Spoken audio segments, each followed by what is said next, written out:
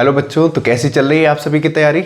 आप लोगों की डिमांड पे एक और इंपॉर्टेंट वीडियो आप सभी लोगों के लिए लेके आया हूं। आज का जो टॉपिक हम डिस्कस करेंगे वो है oxides and there types. Oxides क्या होते हैं, ऑक्साइड के टाइप्स क्या होते हैं। 7 से 8 मिनट में इस टॉपिक को आप अच्छे से समझ के एकदम क्लियर कर पाओगे इस टॉपिक को, ठीक है।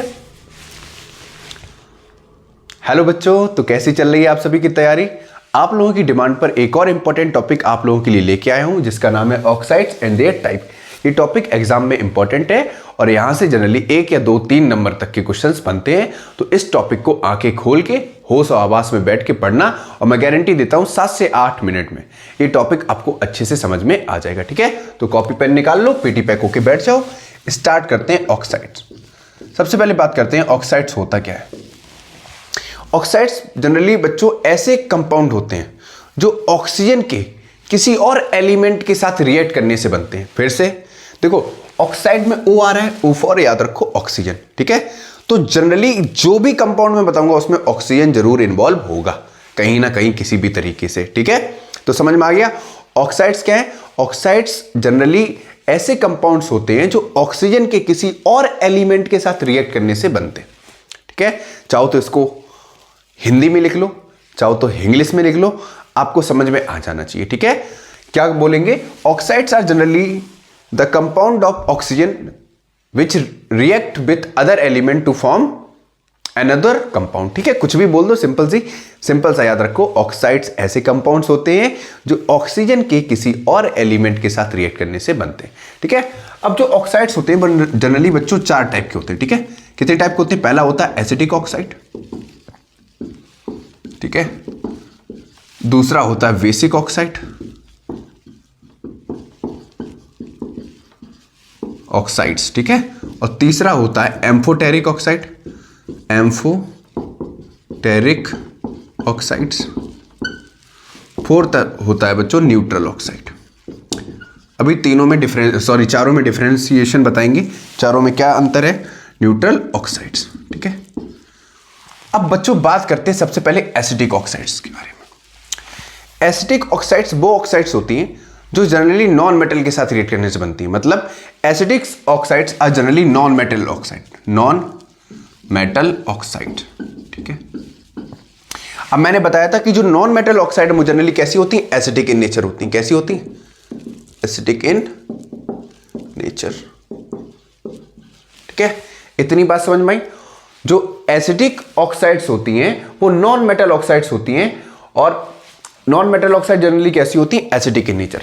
इसका एग्जांपल बताओ बच्चों। एग्जांपल क्या हो जाएगा, एग्जांपल हो जाएगा CO2 plus H2O gives out, क्या बनाएगा बच्चों, ये बनाएगा H2CO3, यही तो बनाएगा, ठीक है। इसको बोलते हैं कार्बनिक एसिड। क्या बोलते हैं, कार्बनिक एसिड, ठीक है।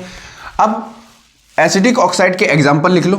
एसिडिक ऑक्साइड के एग्जांपल, ठीक है। पहला हो जाएगा भैया CO2, दूसरा हो जाएगा SO2 कार्बन डाइऑक्साइड और सल्फर डाइऑक्साइड, ठीक है। ये एसिडिक ऑक्साइड के एग्जांपल हो गए, ठीक है। अब यूज और लिख लो, ठीक है। एसिडिक ऑक्साइड्स को हम यूज कहां करते हैं, जनरली एसिडिक ऑक्साइड्स को हम फर्टिलाइजर्स, ठीक है, और इंडस्ट्रीज में यूज करते हैं, ठीक है। इनको हम कहां यूज करते हैं, फर्टिलाइजर्स में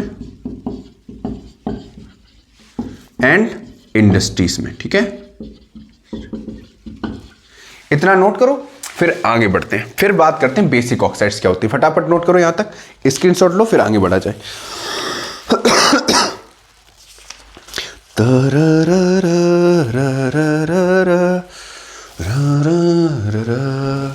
नोट किया।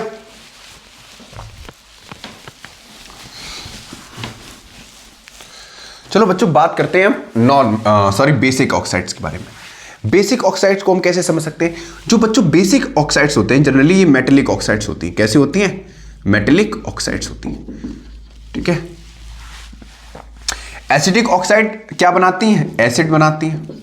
और क्योंकि ये नॉन मेटल्स होते हैं, जनरली कैसे होते हैं, नॉन मेटल्स होते हैं, ठीक है। क्लियर हो गया। Basic oxide generally metallic oxides होती हैं।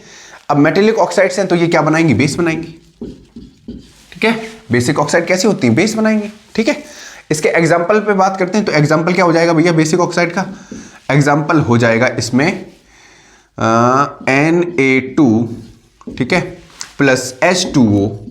देखो याद रखना, एसिटिक ऑक्साइड को जब हम पानी के साथ रिएक्ट कराएंगे तो क्या बनाएगा, एसिड बनाएगा। ध्यान से सुनो, एसिडिक ऑक्साइड को जब हम पानी के साथ रिएक्ट कराएंगे तो एसिड बनाएगा, बेसिक ऑक्साइड को जब हम पानी के साथ रिएक्ट कराएंगे तो क्या बनाएगा, बेस बनाएगा। समझ में आया, क्लियर हो गया, समझ में आ रहा है, ठीक, याद रखना। अब इसकी रिएक्शन कराएंगे तो कितना आएगा बच्चों, ये आएगा 2NaOH, जिसको बोलते हैं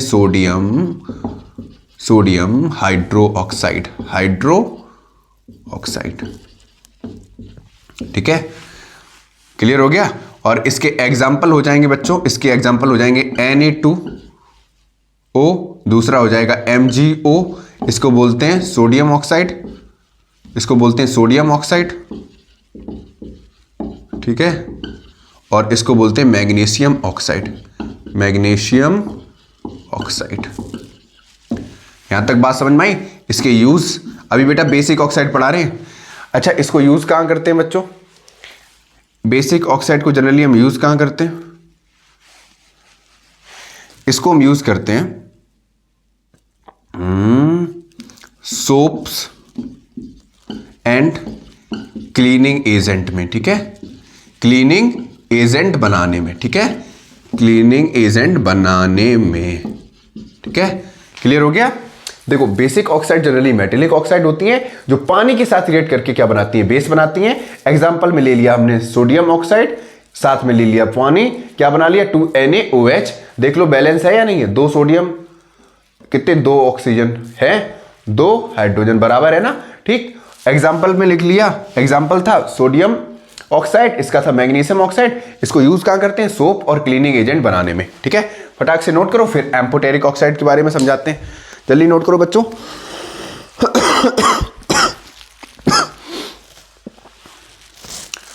तुमसे किरण, नोट किया, आगे बढ़ा जाए, ठीक।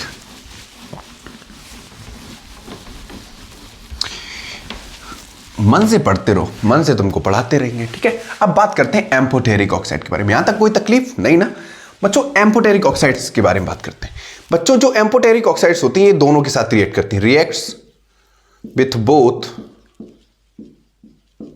किसके साथ, एसिड के साथ भी रिएक्ट करते हैं, ठीक, और बेस के साथ भी रिएक्ट करते हैं, ठीक है, क्लियर हो गया। तो पहले एसिड के बारे में पढ़ लेते हैं, ठीक है। जब ये एसिड्स के साथ रिएक्ट करते हैं, ठीक है, किसके साथ रिएक्ट करते हैं, एसिड के साथ।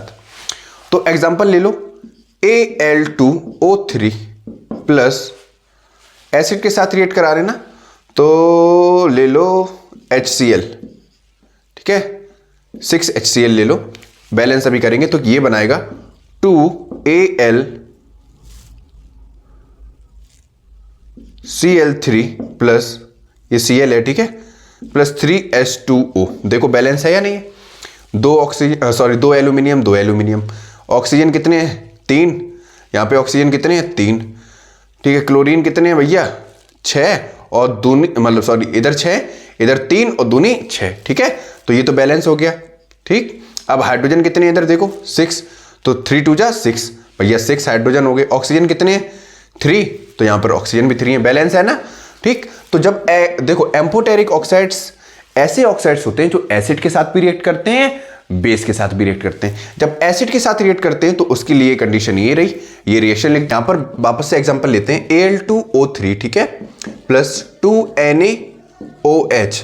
अब बच्चों यहां पे देखना, यहां पे देखने वाली चीज ये है कि यहां पर देखो एल्यूमिनियम कितने, 2 हैं, ऑक्सीजन कितने, 3, और इधर ऑक्सीजन कितने, 2 5, ठीक है। तो दोबारा से रिएक्शन बैलेंस करने की कोशिश करते हैं। तो पहले क्या हो जाएगा, 2NaAlO2, ठीक है, साथ में क्या बचेगा, H2O। अब बैलेंस कर लो, 2 सोडियम, 2 सोडियम, एल्यूमिनियम कितने हैं, 2, ठीक है। ऑक्सीजन इधर कितने हैं, 3 और 2 5, इधर कितने हैं देखो, ऑक्सीजन कितने, 2 4, और ऑक्सीजन यहां पर ऑक्सीजन कितना, 1, तो 5 हो गया। तो अब ये रिएक्शन जो है वो बैलेंस है, ठीक है।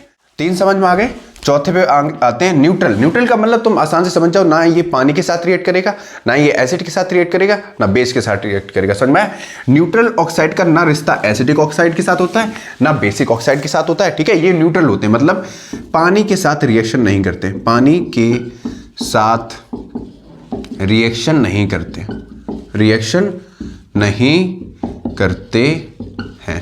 ठीक है, समझ में आया। दूसरा इसका एग्जाम्पल ले लो, इसका एग्जाम्पल हो जाएगा कार्बन मोनोऑक्साइड CO, ठीक है, साथ में हो जाएगा नाइट्रिक ऑक्साइड जिसका होता है NO, ठीक है। और इनका यूज क्या हो जाता है, ये एग्जाम्पल हो गए, इनका यूज देख लो। इनको जनरली हम पॉल्यूशन और इंडस्ट्रियल रिएक्शन में यूज करते हैं, ठीक है, पॉल्यूशन एंड